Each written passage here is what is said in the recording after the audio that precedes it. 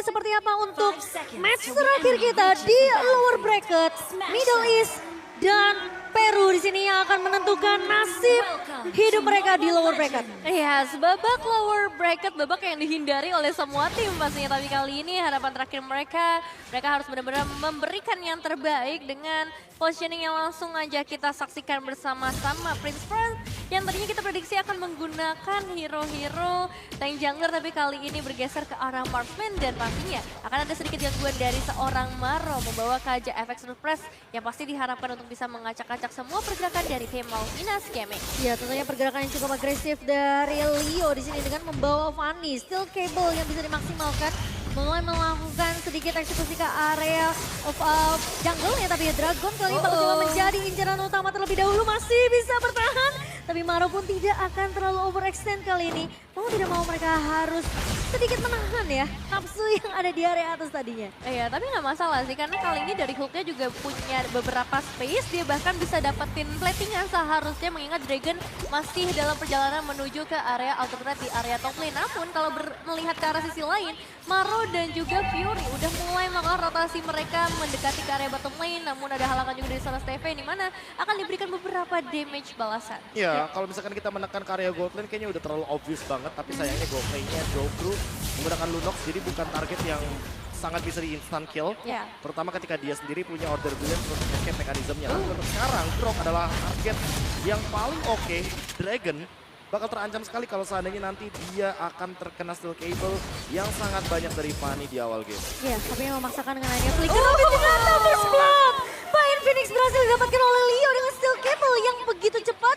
Dan bahkan cut rate ke arah seorang Stevie yang udah mulai di-poke tadi oleh pemain-pemain dari Occupy Throne. Ya, cukup mengejutkan ya nampaknya, tapi informasi yang disampaikan berarti tersebar dengan jelas membuat seorang Leo juga bisa langsung memberikan eksekusi yang maksimal. Reward manipulation udah mulai di copy menuju ke arah seorang Fury, bakal menjadi senjata rahasia juga nantinya, dan Dragon lagi-lagi dalam kondisi yang kurang mengenakan. Reward manipulation terbuka untuk kedua tim, tapi masih ada beberapa balasan damage yang akan menuju ke arah seorang Prince Front dan Stevie yang bakal coba memberikan pembalasannya, dan ini dia Leo. Eliminasi kedua yang berhasil diamankan dan langsung menuju ke area turtle semua. Wow, Occupy Throne yang kita tahu mereka senang banget untuk main di area late game-nya.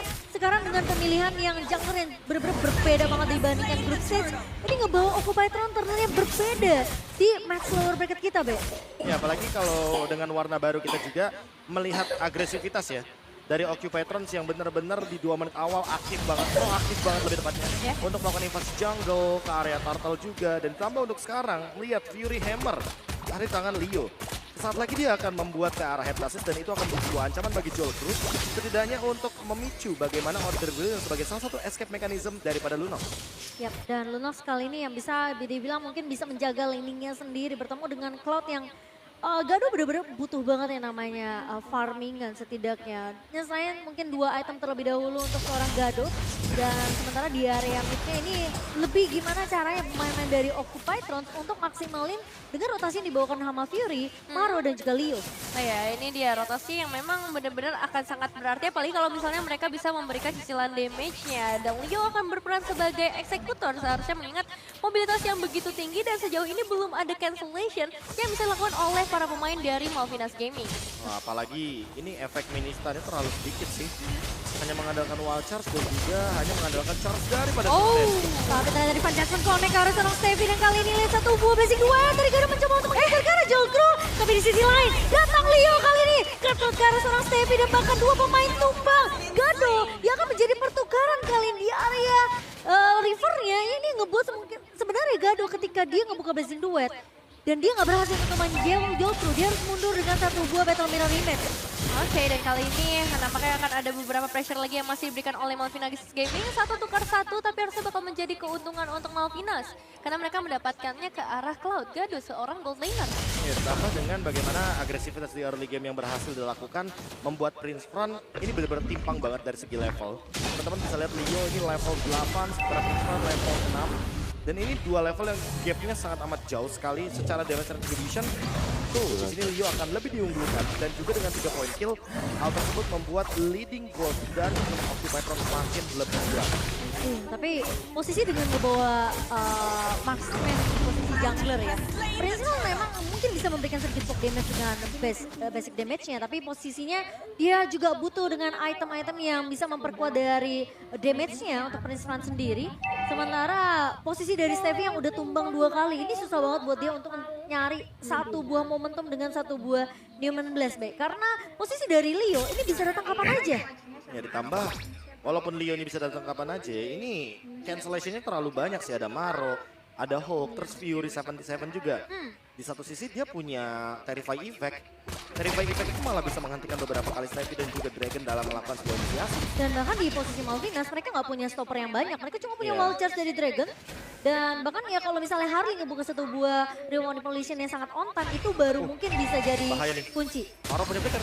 Oh, dan kali ini bakal langsung coba untuk ditarik aja. Gado berhasil mendapatkan eliminasi yang ia nantikan sedari tadi. Ruang Malaysia langsung dibuka juga oleh kedua pemain, tapi Stevie masih bisa selamat di bagian belakang dan Prince Run harus berhasil kembali lagi ke area base. Karena penyerangan dari Occupy Throne sih benar-benar agresif banget sedari tadi. Mereka menunggu dengan sabar di area semang-semang dan langsung melakukan inisiasi dengan sangat amat komitmen. Justru sekarang Occupy Throne yang mengincar ke arah bawahnya dan Stevie mencoba untuk menahan terlebih dahulu dengan adanya sedikit basic damage yang diberikan oleh Gado di sini.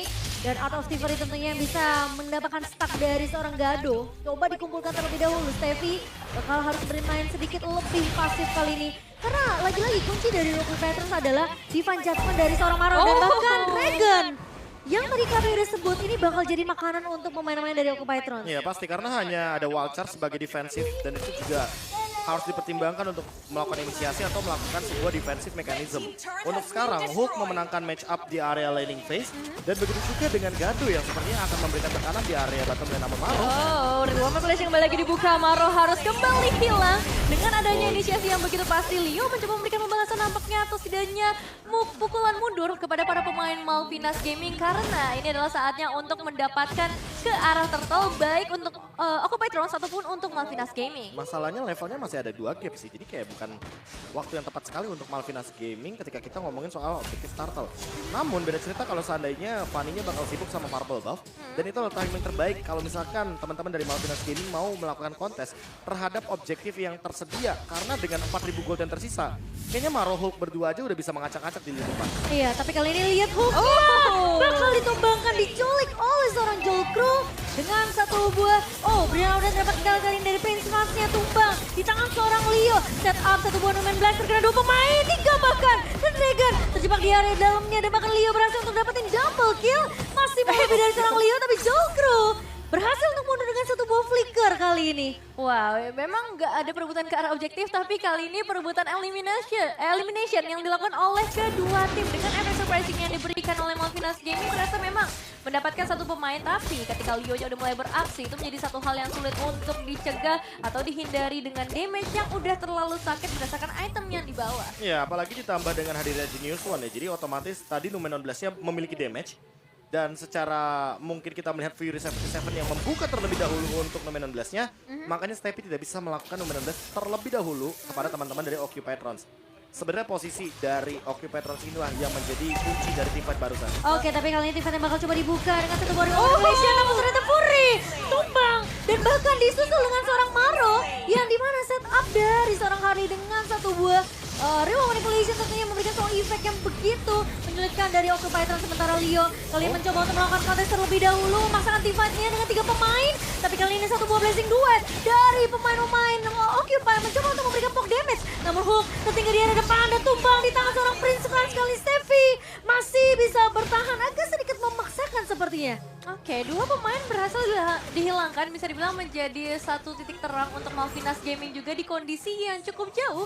Perbedaan sampai ke arah 3.000 gol, tapi akan mereka coba untuk kejar sebentar lagi. Maro juga akan langsung bertemu begitu saja. Tarikan Divine Judgment-nya berhasil connect ke arah seorang Prince Run, tapi masih dari ruang Revolution dari seorang Harley yang berhasil menjaga dan bahkan Prince Run yang harus hilang. 16 dibuka juga. Fury masih dalam suatu pengejaran, mencoba untuk kembali lagi dan dari seorang Dragon yang berhasil connect ke arah 2 pemain sekaligus. Cimomo Flicker bersama dengan Wild Charge yang setidaknya membuat Malvinas kalian dapetin trade-nya. Dan kali ini dengan adanya ya. Lord yang tidak bisa dikontes juga dan bahkan tidak bisa dipok oleh Occupy Thrones ini ngebuat kedua tim harus ngeriset lagi. Setidaknya dengan satu buah inisiasi yang begitu mengejutkan dengan Dragon, di mana satu buah wall charge ini yang ngebuat tentunya pemain-pemain dari Occupy Thrones tidak menyangka hal tersebut. Tapi kali ini buka versus fighternya, lihat sakit banget kayak sesal dari seorang Jolcrew. Dan Maro lagi-lagi mencoba untuk setidaknya ngasih presence saja kayak ini belum tentu loh dia punya defense adjustment karena defense adjustment sempat dipakai tadi di area bawah. Ya ditambah dengan untuk sekarang posisi di menit yang ke-10 ya. Ketika Prince Fran tertumbangkan, otomatis Malvinas Gaming tidak akan bisa melanjutkan bagaimana team fight di area Lordnya. Jadi mau nggak mau ini antara Leo-nya yang harus di pick off terlebih dahulu atau Prince Fran terlebih dahulu yang bakal di pick off. Karena kalau misalkan gak ada Jolcrew di dalam team fight, setidaknya Malvinas Gaming masih ada pemegang Retribution.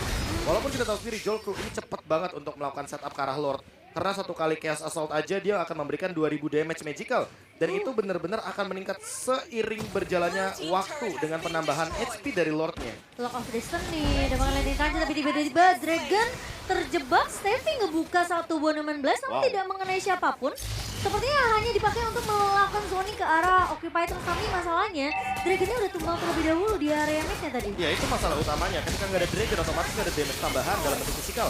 Dan ini akan menjadi sebuah malapetaka kalau seandainya nanti Occupy Thrones akan coba untuk langsung menuju ke arah Lord. Karena mau bagaimanapun Steffi gak punya ultimate. Dan bahkan kali ini dibalikan Yuri cancellation barusan. Oke, tapi kali ini Steffi gak berhasil untuk mencuri siapapun. Dan bahkan pemain-pemain dari Occupy Thrones mencoba untuk dipaksa pukul mundur. Jolcrew mulai datang kali ini selanjutnya dengan soft order dari seorang Jolcrew. Mencoba untuk menembakkan Maro dan itu dia yang diincar oleh Jolcrew. Sementara masih mau lebih, masih punya Chaos Assault. Haknya tumbang juga. Sementara Gado di area belakangnya mencoba untuk mendapatkan Lord. Tapi Leo mencoba untuk bertahan dan bahkan Leo berhasil untuk mendapatkan Lord Slain by UBS tapi double kill diamankan oleh seorang Dragon kali ini. Wow, 4 pemain harus hilang di tangan teman-teman dari Malvinas Gaming. Memang Lordnya harus direlakan tapi setidaknya mereka bisa melakukan pertukaran ke arah mid. Outer turretnya tetap harus berhati-hati untuk Malvinas Gaming sendiri menunggu adanya kehadiran Lord dengan 5 base atau turret aja yang mereka miliki. Mau bagaimanapun tadi itu adalah sebuah Snatching Lord yang begitu mahal. Dengan gaya lebih tepatnya. Apalagi dia sempat recall karena dia tahu nggak ada energi lagi, nggak ada jalan keluar. Alhasil dia kayak pasrah aja di depan sana. Namun yang perlu diperhatikan adalah Leo akan menuju ke Blade of Despair. Jadi mungkin Prince Fran dan juga Jolcrew harus lebih siap sedia lebih tepatnya. Ketika nanti akan ada serangan dadakan daripada Fanny yang bisa terbang dengan menggunakan 2 steel cable-nya. Oke, tapi Endless Battle di tangan Prince Fran untuk 3 damage. Dan bahkan mungkin sedikit wastil kali ini untuk seorang Prince Fran. Dengan damage yang mungkin bisa dibilang ini asal positioning dari Prince Fran gak gampang terculik. Mungkin dia bisa ngasih sedikit damage tambahan juga dengan adanya Jolcrew dan juga Dragon di area depannya. Karena kita melihat Jolcrew dengan satu buah flicker ini cukup bisa dibilang mengejutkan pemain-pemain dari Occupy Thrones. Gak hanya dari Jolcrew, Dragon juga melakukan hal yang sama. Tapi Leo, begitu menyeramkan dengan satu buah steel cable, mencicil ke arah seorang Prince Fran. Baru diomongin ya sama Profesor KB tadi gimana ketika Legend Sword udah ada di tangan dari seorang Leo, damage-nya udah gak main-main. Dan kebetulan juga ya tahu sendiri Prince Fran sebagai seorang marksman gak punya HP setebal itu untuk bisa menahan damage yang luar biasa banyak. Mau gak mau paling dia harus mengorbankan item-item attack physical yang ia miliki. Dan so far Malvinas Gaming seharusnya masih mampu untuk menahan beberapa serangan dengan 6-16 dari seorang Steffi yang pastinya diharapkan tidak tercancel oleh pergerakan dari Maro juga. Ya atau setidaknya dari Steffi-nya harus ada di samping dari Prince Fran. Waduh. All in terhadap Dragon dan itu tidak bisa dihindari lagi dengan serangan apapun. Freestyle dulu bosku dari seorang Leo dan kali ini Leo tidak tertangkap. Kenapa pemain dapat di follow up? Gado dengan satu buah blessing duet. Tiba-tiba 4 pemain dari Malvinas Gaming hilang begitu saja. Harley yang tersisa hampir terwipe out oleh Occupy Thrones. Wow, sejak tembakan Tuhan tapi belum berhenti sampai di sana ada Harley dalam bahaya besar. Leo-nya tumbang. Malahan Harley yang selamat kali ini. Gak ada minion wave yang tersisa membuat Occupy Thrones harus lebih sabar lagi nampaknya. 1 minion saja apakah akan cukup untuk bisa mendapatkan 1 poin pertama mereka dari Occupy Thrones. Dan hilang sudah 3 pemain dari Occupy Thrones membuat Malvinas Gaming punya nyawa yang lebih banyak lagi. Astaga, itu benar-benar Dragon dengan flicker. Wow, charge. Itu benar-benar menahan pemain-pemain dari Occupy Thrones yang Itu Harley udah kayak berdoa Iya, kayaknya. iya. Tapi masalah utamanya adalah Leo yang dia menggunakan steel cable-nya terlalu jauh. Iya, iya. Menurutku Oh, itu iya, adalah benar. kristal yang terlalu beresiko dan kali ini Malvinas Gaming akan mengembalikan keadaannya dengan Lord yang sangat gratis tanpa adanya kontes sama sekali. Wow. Kali ini Fury yang tadi udah nge-copy dengan satu monument base dari Stepi, itu udah jadi, sebenarnya udah jadi jawaban buat Occupy Town. Banget. Mereka bisa sebenarnya kalau mainnya disiplin ya, Be ya. Iya, Mereka tapi bisa masalah endgame. utamanya adalah ketika ya mungkin itu adalah sebuah freestyle yang terlalu berlebihan. Di mana Fanny-nya udah terlalu dive in banget padahal dia bisa Yes. langsung menuju kepada base-nya. Dan sekarang Betul. dilihat perbedaan networknya udah yang tadi awalnya jauh, sekarang ya bisa dicicil sama Malvinas. Perbedaannya hanya 1000 di menit 15 kali ini. Dan Malvinas tentunya mereka sepertinya sudah mulai mengamuk dengan freestyle-freestyle yang dibawakan oleh seorang Leo. Dan kali ini mereka tidak mau bisa dibilang mengalah begitu saja. Lord yang sudah diamankan kali ini. Oh, tapi ternyata Maro flickernya. Mencoba untuk mundur tapi ternyata Maro tumbang. Tembakan kali ini lihat dari Maro. Mencoba untuk menahan Fury pun harus hilang di tangan seorang Dragon. Leo mencoba untuk melakukan endgame di area base-nya. Namun Leo tidak mau mengalah begitu saja. Oh my god, what a match. What a game. Wow. Yang dari tadi kita sempat melihat bagaimana sebuah tema permainan yang sudah dipegang sama Leo.